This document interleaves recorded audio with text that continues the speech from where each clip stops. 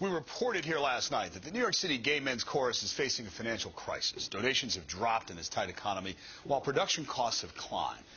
And though they've toured Europe and performed just about everywhere in New York, including the Met, Carnegie Hall, Yankee Stadium, and Joan Rivers' living room, their voices may soon fall silent. Joining us tonight to tell us what's being done to help are Rick Clodfelter and Brian McCormick. I had to get those right. They're the chairman and the vice chairman, respectively, of the board of Big Apple Performing Arts, the umbrella parent group. Gentlemen, thanks for being here tonight. Thank you. I know it sounds easy to say it's a tough economy, but just give me a little bit more specifics of what you've seen happen and how we've gotten to this point as you approach your 30th year.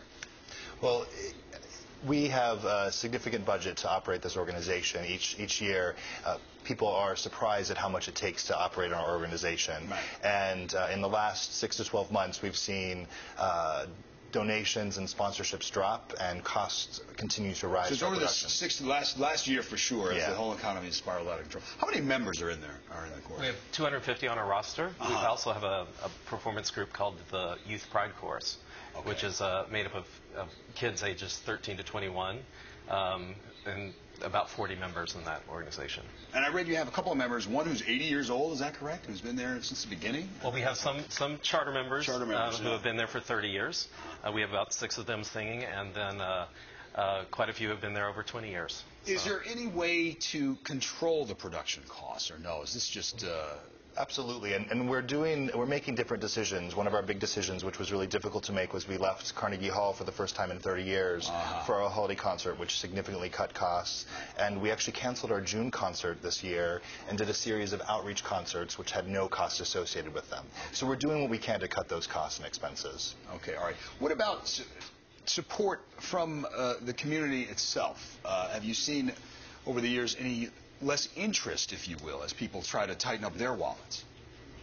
Go ahead. Well, there are different ways people can give. Yes, they can go to NYCGMC, which is the New York City Gay Men's Chorus.org, and donate.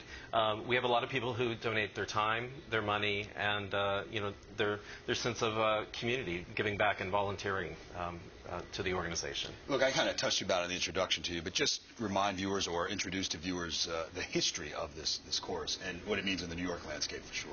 Sure.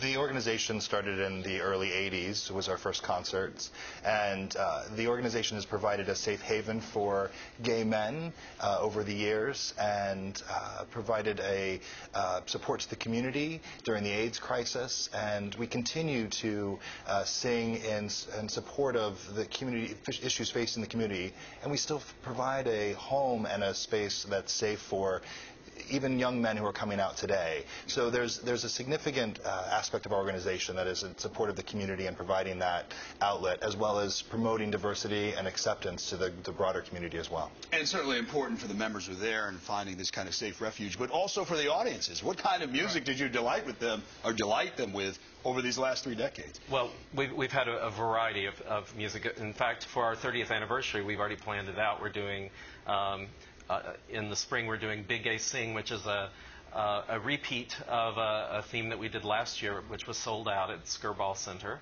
It's gay karaoke, all the greatest karaoke hits that you could possibly imagine on stage at one time. And then in June of next year, we're doing a concert about, it's called Addicted to Love. It's about all the addictions that we have in our lives, including the crystal meth addiction, which is very prevalent right now. We're doing a piece that was commissioned by the Twin Cities Gay Men's Chorus last year about crystal meth, called Looking Through a Glass Darkly, and we're very excited to be able to perform that if we're around for another year.